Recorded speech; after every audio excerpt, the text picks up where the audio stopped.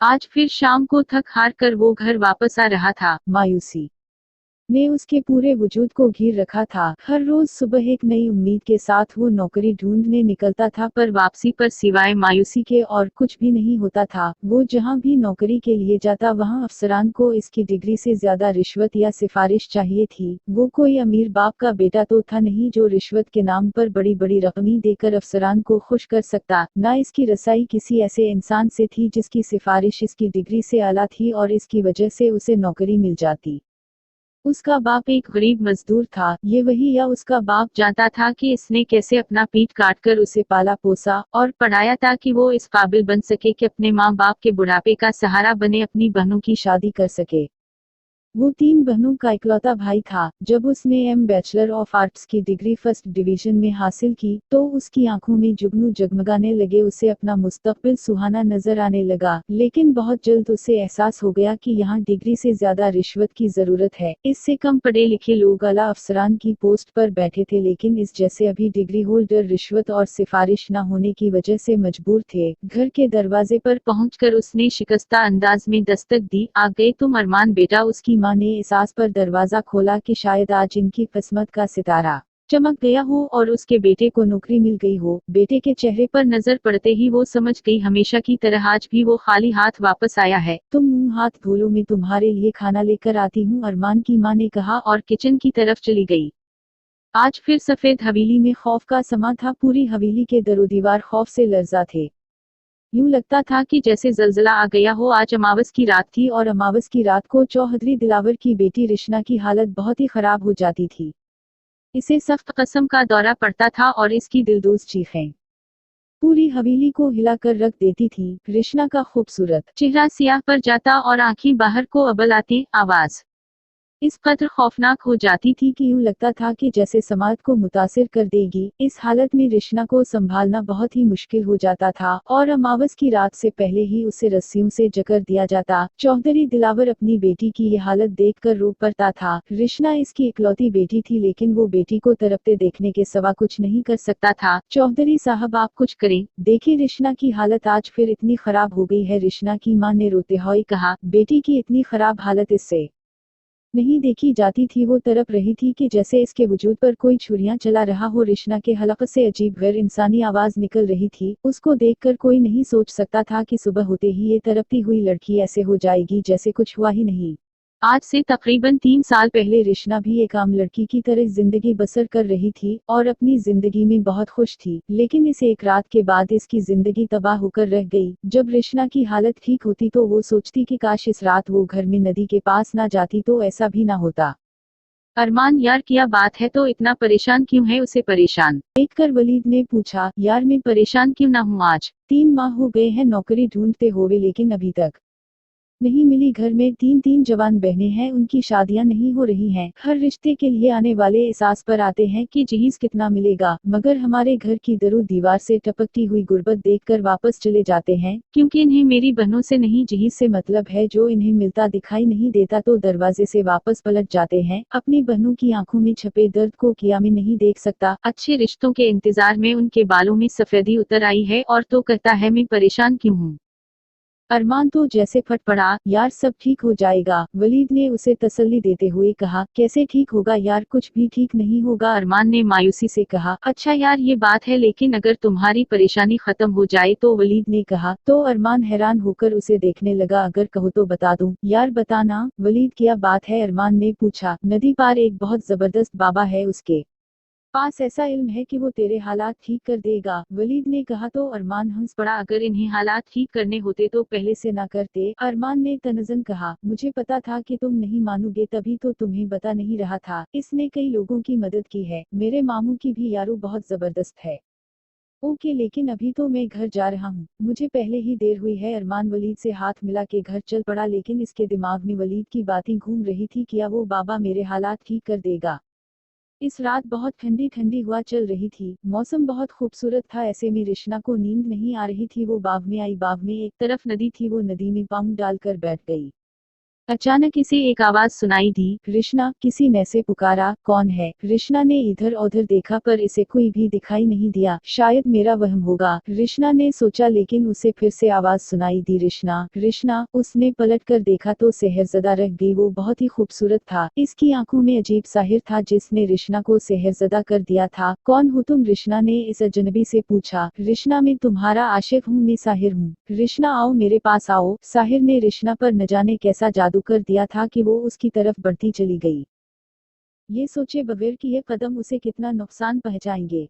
अगली सुबह जब कृष्णा को नाश्ते पर बुलाने के लिए गए तो कृष्णा अपने कमरे में नहीं थी। पूरी हवेली में कृष्णा को ढूंढा गया। सब परेशान थे कि वो कहाँ चली गई है। हर तरफ कृष्णा को ढूंढा गया। आखिर कृष्णा नदी के किनारे बेहोश हालत में मिली। सब हैरान थे कि कृष्णा नदी के पास क्या करने आई थी और वहां बेहोश कैसे हो गई। कृष्णा कई दिन बीमार रही और तड़पती रही। बहुत इलाज करवाया मगर वो ठीक नहीं हुई। बुखार था कि उतरने का नाम नहीं ले रहा था। दिन बदन बढ़ता जा रहा था। आखिर वो खुद ही ठीक हो गई, ऐसे कि जैसे कुछ हुआ ही नहीं हो। सब ने कृष्णा से पूछा कि आखिर उसे हुआ क्या था, लेकिन कृष्णा को कुछ याद नहीं था। वो सब कुछ भूल चुकी थी। लेकिन फिर अमावस की रात को कृष्णा की तबीयत खराब होने लगी। इसका रंग सियाह पर गया था। आंखें बाहर को अबलने लगी। मुंह से अजीब अजीब गैर इंसानी आवाजें निकल रही थी। यूं लगता था कि उसे कोई बहुत बड़ी तकलीफ दे रहा है। वो सर के बल जमीन पर चलने लगती। ये सब कृष्णा के साथ किया हो रहा था। किसी की समझ में नहीं आ रहा था। उसे कई डॉक्टरों, पैरों, फकीरों को दिखाया गया, लेकिन कृष्णा ठीक नहीं हुई। कृष्णा जानती थी कि इसकी हालत का जिम्मेदार कौन है, पर वो किसी को ये बात बता ना पाती थी कि इसके साथ इस रात किया हुआ था। चौधरी जी, मैं एक साधु को जानता हूँ जो काले इल्म का माहिर है। अगर कृष्णा बीबी को इसके पास ले जाया जाए तो उम्मीद है कि कृष्णा बीबी ठीक हो जाएंगी, चौधरी दिलावर के मुलाजिम अकरम ने कहा। कौन है वो? अगर तो किसी ऐसे साधु को जानता है तो मुझे पहले क्यों नहीं बताया? चौधरी दिलावर ने गुस्से से अपने मुलाजिम को कहा। चौधरी जी, वो मैं बताना चाहता था मगर मुझे मौका नहीं मिला, उसने डरते डरते कहा। ठीक है अकरम, अगर इस मसले का हल साधु के पास जाकर ही मिलेगा तो हम कृष्णा बेटी को इसके पास लेकर जाएंगे। ये बात चौधरी दिलावर ने कह तो दी, लेकिन काश वो जान पाता कि तमाम मसाइल का हल सिर्फ एक ही जात के पास है और वो है सिर्फ खुदा की जात। बेशक अगले दिन वो कृष्णा को इस साधु के पास लेकर गए। साधु ने कृष्णा को देखा तो चौंक पड़ा। मुझे और इस छुरी को इस कमरे में अकेला छोड़ दी, साधु ने कहा। पहले तो चौधरी दिलावर न माना, लेकिन फिर वो कमरे से बाहर चला गया। थोड़ी देर बाद जब चौधरी दिलावर कमरे में वापस गया तो कृष्णा एक तरफ बेहोश पड़ी हुई थी और साधु की आंखों में तेजी से खून टपक रहा था। इसकी आंखें बहुत ज्यादा सुर्ख हो रही थी। क्या बात है अम्मी जान, आप इतनी परेशान क्यों है? अरमान ने मां की परेशानी भांपते हुए कहा। उसकी मां अपनी परेशानी अरमान से छुपाने की कोशिश करती पर अरमान फिर भी जान लेता था। वो बेटा, आज कुछ लोग आए थे हुमा को देखने, इन्हें हुमा तो पसंद आ गई, मगर क्या अम्मा? वो सामान की एक लिस्ट भी दे गए। अम्मा, यही बात है ना? अरमान ने रंग से कहा और उठकर बाहर निकल गया। वो अपनी मां की आंखों में आंसू नहीं देख सकता था। मैं करूं तो क्या करूं? अम्मा की परेशानी, अब्बा की बीमारी और बहनों की टूटते ख्वाब में नहीं देख सकता। मुझे कुछ करना ही होगा। इस शाम अरमान वलीद से मिलने इसके घर गया। वलीद यार, मुझे इस बाबे के पास ले चल जिसका तुमने मुझे बताया था। तुम राजी हो गए? खैर कोई बात नहीं, देखना अब सब ठीक हो जाएगा। चल, मैं तुझे आज ही ले चलता हूँ, वलीद ने कहा। तो फिर जल्दी चलो, अरमान ने कहा। कुछ ही देर में वलीद ने एक मकान के आगे जाकर बाइक रोकी। यहाँ रहता है वो बाबा? अरमान ने पूछा। हाँ यार, वो सबसे तन्हा रहता है। बहुत वीरान इलाका था जहाँ इसका घर था। और हाँ यार, बाबा का नाम नारायण राज है, वलीद ने कहा। तो अरमान चौंक गया। तो मुझे एक हिंदू के पास ले आया है? छोड़ो यार हिंदू को, हमें तो अपना काम निकलवाना है। इसके पास बड़ी ताकतें हैं, देखना वो ऐसा अमल करेगा कि तुझे 2 दिनों में ही नौकरी मिल जाएगी, वलीद ने कहा। और दोनों घर के अंदर दाखिल हो गए। ये क्या हुआ है नारायण बाबा? मेरी बेटी बेहोश क्यों हो गई है? चौधरी ने परेशान होकर पूछा। चौधरी, तेरी बेटी पर जिन का साया है, और वो भी कोई आम जिन नहीं, जिनों का शहंशाह शहंशाह जन्नत का साया है। ये आप क्या कह रहे हैं साधु जी? ऐसा कैसे हो सकता है? ये सुनकर चौधरी साकत रह गया था। उसने तुम्हारी बेटी को अमावस की रात नदी के किनारे देखा था, तब से ये तुम्हारी बेटी पर आशिक हो गया है, साधु ने कहा। और हर अमावस की रात तुम्हारी बेटी के पास आता है, लेकिन जब वो देखता है कि इसके पास लोग हैं तो वो इसको अजियत देता है। अब क्या होगा? चौधरी ने परेशानी से कहा। मेरी बेटी कैसे ठीक होगी? शहंशाह जन्नत बहुत ताकतवर है, इससे पीछा छुड़ाना कोई आसान काम नहीं है। बस इसका एक ही हल है, और वो है भी बहुत खतरनाक, साधु ने कहा। कोई बात नहीं साधु जी, जितना भी खतरनाक है अपनी बेटी के लिए मैं सब कुछ करूंगा, चौधरी दिलावर ने यकीन से कहा। तुम अपनी बेटी को बहुत से पीरों फकीरों के पास लेकर गए होगे, उनमें से कई लोग इस मसले का हल जानते होंगे, लेकिन इन्होंने तुम्हें नहीं बताया होगा। पर मैं तुम्हें बताता हूँ, अगर तुम्हें अपनी बेटी की जान बचानी है तो तुम्हें किसी की जान लेनी होगी, साधु ने कहा। तो चौधरी दिलावर एक पल के लिए साकत रह गया। तुझे किसी की जान लेनी होगी। चांद की पहली तारीख को एक खास वक्त में एक लड़के की पैदाइश हुई है। इस लड़के से अगर तुम्हारी बेटी की शादी कर दी जाए तो तुम्हारी बेटी ठीक हो सकती है, क्योंकि इस लड़के में एक ऐसी ताकत है जिस पर कोई जादू कोई ताकत असर नहीं कर सकती है। जब उस लड़के का मिलाप तुम्हारी बेटी से होगा तो वो ताकत तुम्हारी बेटी में चली आएगी। फिर शहंशाह जन्नत तुम्हारी बेटी पर असरअंदाज नहीं हो सकेगा। लेकिन शायद शहंशाह जन्नत भी ये बात जानता था, तभी उसने तुम्हारी बेटी में जहर भर दिया है। अब जो भी इससे शादी करेगा वो मर जाएगा। चौधरी दिलावर ये सारी बातें सुनकर लरज उठा, लेकिन अगले ही लम्हे वो बोला, मैं राजी हूँ, पर बताएं तो इस लड़के की निशानी क्या है। इस लड़के की निशानी उसके दाएं पांव पर आधे चांद का निशान है। बस वही लड़का तुम्हारी बेटी को बचा पाएगा। साधु ने मुस्कुराते हुए कहा, वो तो काले जादू का माहिर था, अपनी ताकत से वो सब कुछ जान गया, पर काश ये भी जान जाता कि बचाने और जिंदगी देने वाली अल्लाह ताला की जात है। वलीद और अरमान इस मकान में दाखिल हुए तो इन्हें एक आदमी अपनी तरफ आता हुआ दिखाई दिया। आओ आओ, साधु को तुम लोगों का ही इंतजार था, इस आदमी ने कहा। तो दोनों हैरान हो गए, साधु जी को कैसे पता कि हम आ रहे हैं। अरमान ने हैरान होकर कहा, साधु जी को सब पता है, इस आदमी ने कहा, और इन्हें लेकर एक तरफ चल पड़ा। देखा मैं ना कहता था कि बड़ा पहुंचा हुआ है साधु, वलीद ने कहा। तो अरमान मुस्कुरा दिया। वो दोनों उस वक्त साधु के सामने बैठे थे। मैं सब जानता हूँ, मुझे पता है कि तुम्हारी नौकरी नहीं लग रही, घर में जवान बहनें हैं, बीमार बाप है। आप ये सब कुछ जानते हैं? अरमान हैरांगी में बोला। मुझे सब पता है, साधु ने मुस्कुरा कर कहा। तुम्हारे उन तमाम मसाइल का हल है मेरे पास। बहनों की शादी और बाप का इलाज भी हो जाएगा, लेकिन इसके लिए तुम्हें एक बड़े इम्तिहान से गुजरना पड़ेगा, और इसमें तुम्हारी जान भी जा सकती है। मेरी जान भी जा सकती है? अरमान ने परेशान होकर कहा। मुझे पूरी बात बताएं प्लीज। अच्छा सुनो, चौधरी दिलावर एक बहुत ही अमीर आदमी है और उसकी बेटी रिश्ना।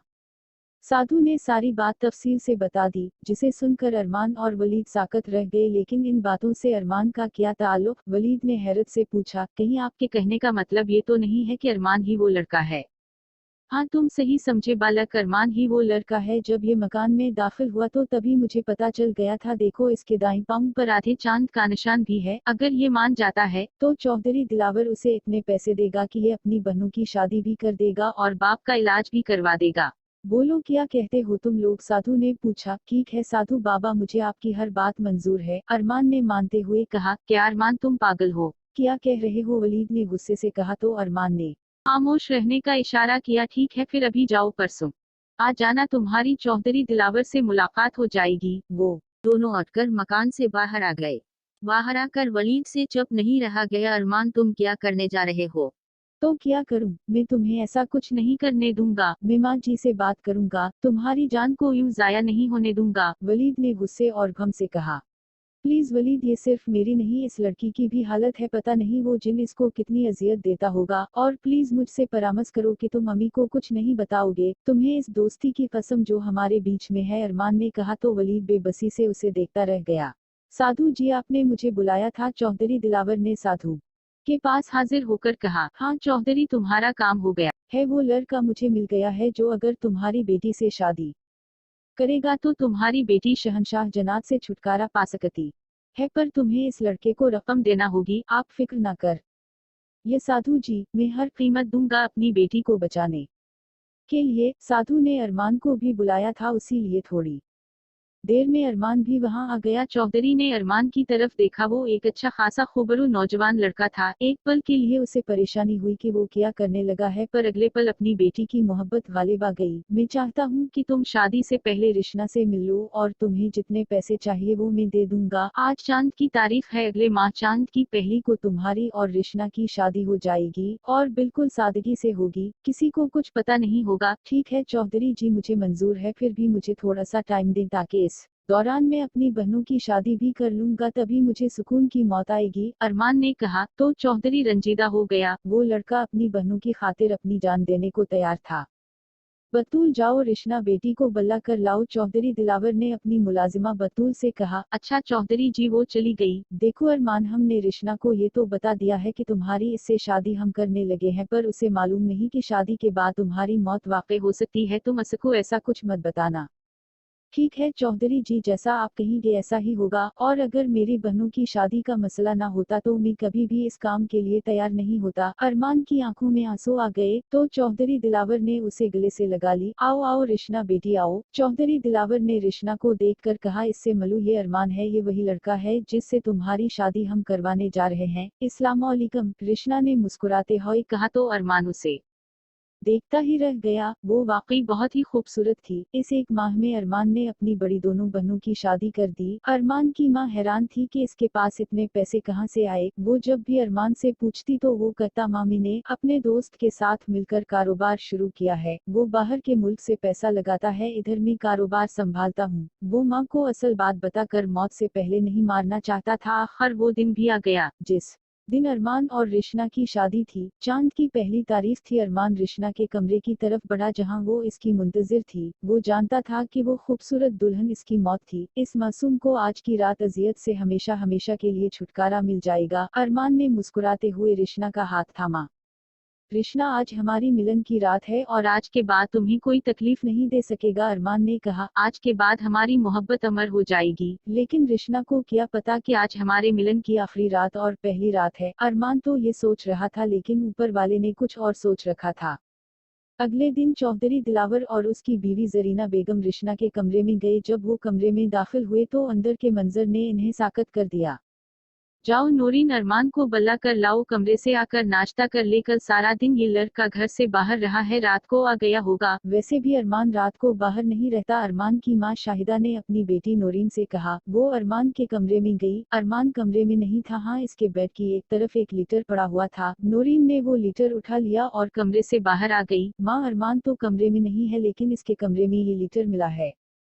तो पढ़ो, उसे क्या लिखा है इसमें। माँ ने कहा। नूरीन पढ़ने लगी। प्यारी अम्मी जान, मैं जानता हूँ कि आपने और बाबा ने कितनी मोहब्बत से मुझे पाला और मुझे इस काबिल बनाया कि मैं मुआशरे में सर उठाकर जी सकूं। आपकी तो ख्वाहिश थी पर ऐसा ना हो सका, और आपके लिए मैं कुछ ना कर सका। आपको, अब्बू को, बहनों को मैं तकलीफ में नहीं देख सकता था। मैं क्या करता, मुझे कुछ समझ नहीं आ रहा था। फिर मुझे चौधरी दिलावर मिले, जिनकी बेटी पर आसिफ का साया था, जो इस वक्त खत्म हो सकता था अगर मैं इससे शादी करता, और इन्होंने मुझे पैसे दिए थे जिसकी वजह से मैं बहनों की शादी कर सका। बाकी पैसे मेरी अलमारी में रखे हैं, इससे नूरीन की शादी करना और बाबा का इलाज भी करवाना। माँ, मुझे रिशना से शादी के बाद मरना होगा। वो ठीक हो जाएगी, मुझे माफ कर देना। नूरीन, तुम भी अपने भाई को माफ कर देना। खूब दिल लगा कर पढ़ना और डॉक्टर बनना। माँ और बाबा का ख्याल रखना। खुदा हाफिज। खत नूरीन के हाथों से फिसल गया और फूट फूट कर रोने लगी। अरमान की मां के मुंह से चीखें निकल रही थी। अरमान, तुम वापस आ जाओ, हमें तुम्हारी जरूरत है, पैसे की नहीं। लेकिन अब बहुत देर हो चुकी थी। वो बहुत दूर जा चुका था, जहां से कोई भी वापस नहीं आता। अरमान का बीमार बाप एक तरफ साकत हो गया। उसने अपनी तमाम उम्र की जुमा पूंजी आज लिटा दी थी। वो खाली हाथ रह गया। कमरे में बहुत खौफनाक मंजर था। कमरे में खून भरा हुआ था। वो खून रिशना के पैर से निकल रहा था। एक तरफ अरमान की लाश पड़ी हुई थी और जरियना बेगम रिशना को झंझोड़ते हुए बोली, ये तुमने क्या कर दिया रिशना, क्यों ऐसा किया। तभी इसकी नजर इस खत पर पड़ी जो रिशना के सर की तरफ पड़ा हुआ था। जरीना ने वो खत उठा लिया और पढ़ने लगी। बाबा जान और अम्मी जान, मैं जानती हूँ कि आप मुझसे कितना प्यार करते हैं और मुझे इस तकलीफ से बचाने के लिए आप कुछ भी कर सकते हैं और किसी की जान ले सकते हैं मेरे लिए। हाँ बाबा जान, अरमान मरने ने पहले मुझे सब कह दिया था। उसने वदा खिलाफी नहीं की। नदी के किनारे जाने की गलती मैंने की थी और मैं अरमान से बहुत प्यार करने लगी हूँ। नहीं चाहती थी कि मेरी गलती की सजा इसे मिले, लेकिन वो मेरी खातिर अपनी जान देने पर तैयार हो गया। मेरे लिए, अपनी बहनों के लिए वो पैसे लेकर भाग भी सकता था, पर इसने ऐसा कुछ नहीं किया। आपने यह नहीं सोचा कि अरमान के बाद इसकी बहनों का किया होगा। बाबा, इसलिए मैंने भी फैसला किया है कि अरमान के बाद मैं भी अपनी जान देने लगी हूँ, क्योंकि इसके बगैर मैं नहीं जी पाऊंगी। मुझे माफ करना बाबा जान। अब कोई शहंशाह जन्नत हमारा कुछ नहीं बिगाड़ सकेगा। चौधरी दिलावर का दिल बंद हो गया। वो दिल पर हाथ रखकर जमीन पर बैठता चला गया। अपनी बेटी को बचाने के लिए उसने किया कुछ ना किया, पर होता वही है जो मंजूर खुदा होता है, चाहे इंसान जितना भी कुछ क्यों ना प्लान बना ले। कमरे में सिर्फ जरीना बेगम की चीखें थी और सब कुछ खत्म हो चुका था।